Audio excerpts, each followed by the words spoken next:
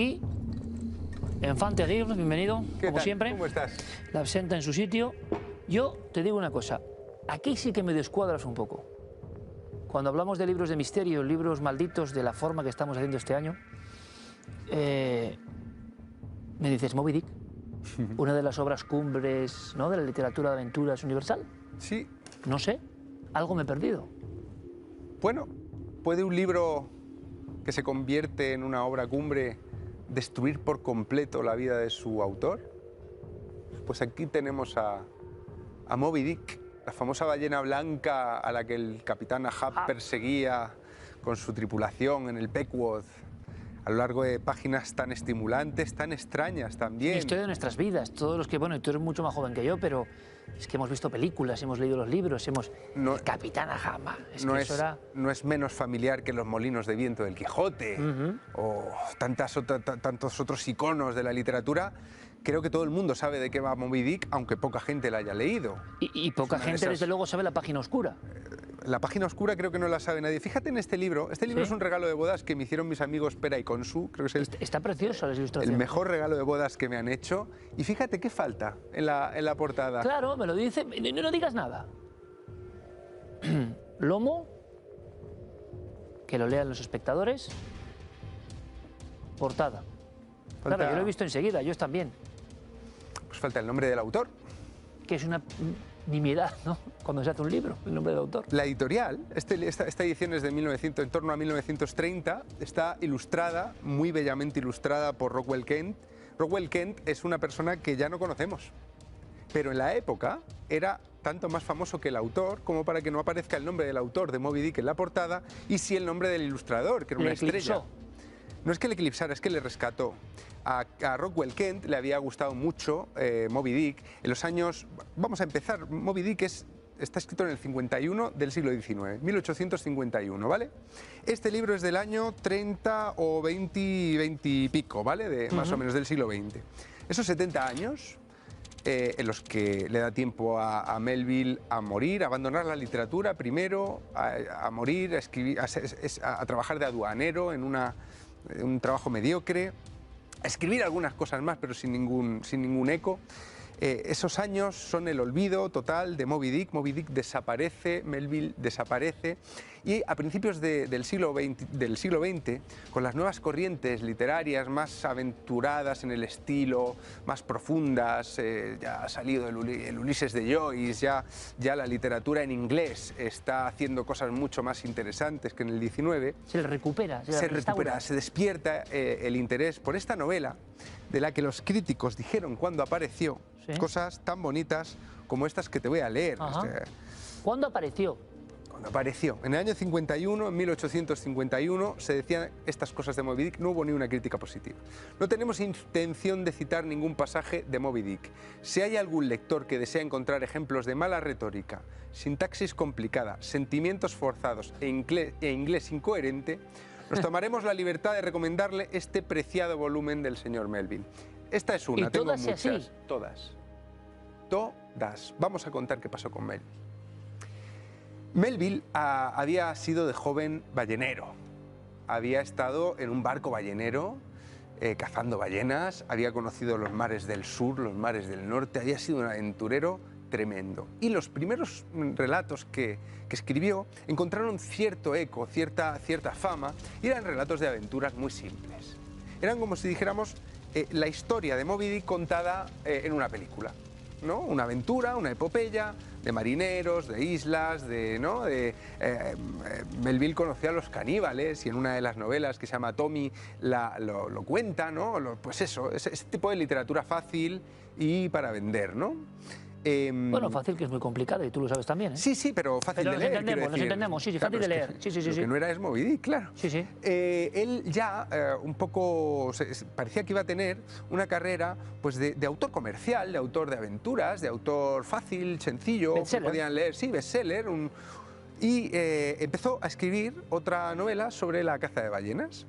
Y en esa época él se hizo muy amigo del autor de La letra escarlata, Hawthorne, nunca sé cómo se pronuncia, Hawthorne, el autor de la letra escarlata, que ya era un bestseller, que ya era un escritor muy reconocido, y por las cartas que que se intercambiaron ambos, que se han publicado hace poco en España, por cierto, sabemos que para Melville, Moby Dick, él llamaba a su novela La ballena, estaba empezando a ser ya otra cosa. Y el autor de La letra escarlata leyó las primeras versiones y le dijo que le estaban gustando mucho. Y eso para Melville fue importantísimo, porque él ya no estaba escribiendo una novela de las que cuentan aventuras. Él estaba escribiendo su obra maestra y lo sabía. El volumen de páginas, la cantidad de juegos de estilo extraños que tiene esta novela, la parte enciclopédica, todo lo que aprendes de la caza de ballenas, del mar, la figura de Ahab como un loco que persigue una ballena, un leviatán mucho más poderoso que los hombres, que tiene selvas de lanzas clavadas encima. Al final nos estaban contando algo que conectaba con lo más íntimo de este hombre, de Melville. Nos estaba contando algo parecido a su búsqueda de la novela perfecta. Él mismo era Ahab persiguiendo a esa ballena, ¿no? Cuando aparece la novela, él ha puesto todas sus esperanzas y es un hombre que, pese a haber cazado ballenas de verdad y haber sido marino y tener una barba así de grande, tiene un alma muy sensible, muy frágil. Entonces, cuando se publica y las críticas empiezan a caer de esta forma, él vende en los 2 primeros años 500 ejemplares de Moby Dick. Y hasta que se muere, se calcula que se vendieron 3.000 ejemplares de Moby Dick. No fue bestseller en la época en absoluto. En el año 51, Melville tiene 30 y se muere poco antes de acabar el siglo XIX. O sea que en los años 90 del siglo XIX, Melville muere. O sea, en esos años, como mucho se venden 3.000 ejemplares de esto. Él se muere pensando que ha fracasado como escritor. Pero fíjate cuánto tiempo pasa desde que publica Moby Dick y los críticos la destruyen y no vende un carajo. Las redes sociales de la época. Sí, las redes sociales, igual de finas además en sus análisis. Fíjate esos críticos cómo han quedado para los ojos de la historia, como auténticos idiotas. También era pronto, a lo mejor, este era muy avanzado, en fin, lo que fuera. Pero fíjate cuántos años pasan. ¿Qué hace Moby Dick con Melville? ¿Quién caza a quién?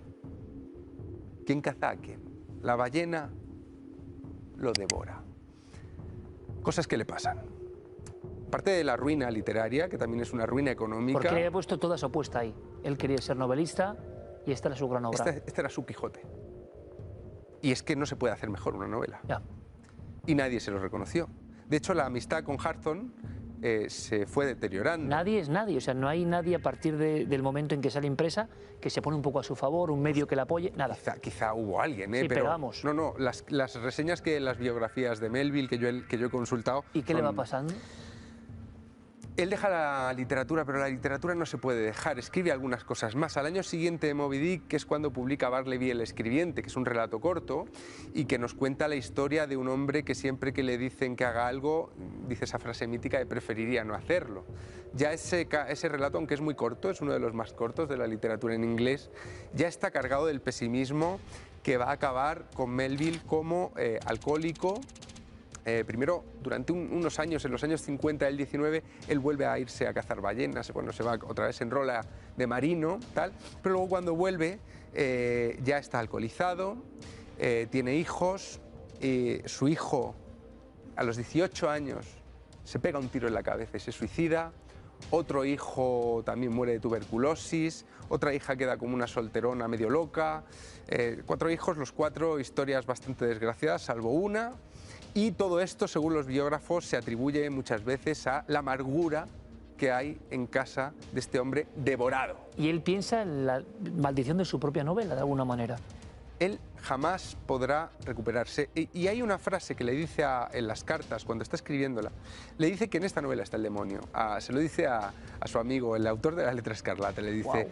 Esta novela es diabólica, pero yo me siento inmaculado cuando la termino. Como si el demonio que él lleva dentro lo hubiera puesto ahí, ¿no? Lo que le ocurre después, cuando esta novela es acabada, es que es como si el demonio ese que le ha metido saliera a destruirle la vida, ¿no? Es como esos pactos del diablo que una vez hablábamos aquí con lo de la Biblia, aquella tan grande, con ¿no? Gigas, ¿te acuerdas? Claro, él consigue cazar a su ballena, o sea, escribir Moby Dick, lo consigue, pero el resto de su vida como pago. Desgracia. Desgracia tras desgracia. Desgracia tras desgracia. Pero tiene una parte también bonita. Él ya ha renunciado a todo, ya está alcoholizado, su hijo se ha suicidado, imagínate lo que es eso. De hecho, su hijo se suicida y Melville va a pensar toda su vida que es por su culpa, porque se llevaban muy mal. Melville quería que fuera recto, que viniera pronto, el otro era un juergas, y a los 18 años, pues eso, Melville fue a echarle la bronca a la habitación. Oye, ¿qué tal? Ya es hora de despertarse, pom, pom, pom, le forzó la cerradura y lo encontró con el tiro en la cabeza, se había suicidado por la noche, ¿no? Bueno, esta serie de golpes que le va dando la vida, aparte del fracaso, aparte de la mediocridad, aparte de que nadie le entiende, de que nadie entiende esta mente prodigiosa de Melville, terminan con él convertido en un funcionario de aduanas. Y hay dos frases que se dicen sobre su mediocre trabajo en las aduanas. Una, fue el único agente de aduanas honrado que ha habido en la historia de los Estados Unidos. Ahora el Comité de Funcionarios de Aduanas de Estados Unidos te va a escribir, pero bueno, bien. Esto se dijo en el siglo XIX, exacto, a lo mejor luego han exacto. mejorado. Y dos, todos los cambios de gobierno que había, bueno, es que está ahí, Estados Unidos en la época, no veas cómo está, ¿no? Todos los cambios que había a él nunca le afectaron. Y finalmente se descubrió por qué. Había un funcionario de alto rango en las aduanas que siempre le protegía, pero Melville no lo sabía. Era un funcionario que había valorado Moby Dick. Moby Dick. Era el lector. Sí, sería presidente de los Estados Unidos. ¡Wow! Era Arthur, Wow. que acabaría siendo presidente de los Estados Unidos. O sea, Y él sí creía que esa novela era buena. sí. ¡Wow! ¡Qué historia! Ese giro, ¿eh? Ah, bueno, por acabar con una nota de color. Oye, pero luego hay otra cosa. Veíamos el lomo y empezábamos con esto, la viñeta increíble que es hasta qué punto llega su impopularidad, que en muchas ediciones desaparece el nombre, pero ¿cuándo se le reincorpora a la vida? Porque luego ha sido un bestseller mundial. Aquí, los años 30, los años 20-30 del siglo XX, cuando no solo este ilustrador, sino que ya algunos autores de la nueva literatura, ya moderna, etcétera, lo reivindican, de pronto empieza a crecer exponencialmente la popularidad, se empieza a traducir Moby Dick a todos los idiomas. Esto no ocurrió durante su vida. Claro, él se lo pierde. Él se lo pierde. Él se lo pierde por completo, pero gracias a este renacer es que nosotros hemos podido leer esta novela, que yo creo que es... ¿Sabes a qué me está recordando, Juan? Gracias, como siempre, amigo, por enseñarme y enseñarnos, por instruirnos. Me recuerda un poco la historia de Sautolo y Altamira, ¿no? Descubre la caverna de Altamira, descubre el arte prehistórico, es el primero, pero es tan adelantado a su tiempo que nadie le entiende y acaba muriendo de pena, y solo 20 años después se descubre que tenía razón. Es brutal la historia a veces, ¿eh? Es bestial. Es bestial. Querido Juan, a por la próxima. Nos vemos. Y bueno, sabes que te deseamos toda la enhorabuena y todas las bendiciones, ¿eh? En tu Muchas familia. gracias. Un abrazo Muchas muy gracias. fuerte, amigo. Continuamos. ¿Qué historia nos trae Juan Soto Ibars? Pero esto es impagable, hombre. Es decir, ahora seguramente muchas personas, como siempre que ocurre con esta sección, se aproximen a libros que no estaban ahí, digamos, en lo más apetecible, pero que por estas píldoras de curiosidad, ¡pum! Y de alguna manera es hacer cierta justicia literaria con el paso del tiempo. Continuamos en Cuarto Milenio.